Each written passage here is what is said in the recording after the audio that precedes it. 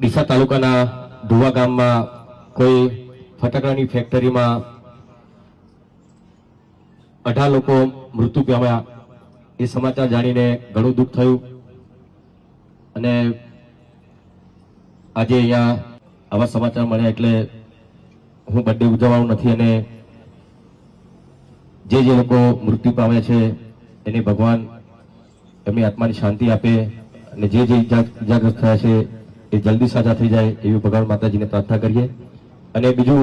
દરેક જણને વિનંતી પ્લીઝ થોડી વાર માટે ઊભા થઈ જાઓ. જે લોકો ફટાકડાની ફેક્ટરીમાં આગ લાગીને મૃત્યુ પામ્યા છે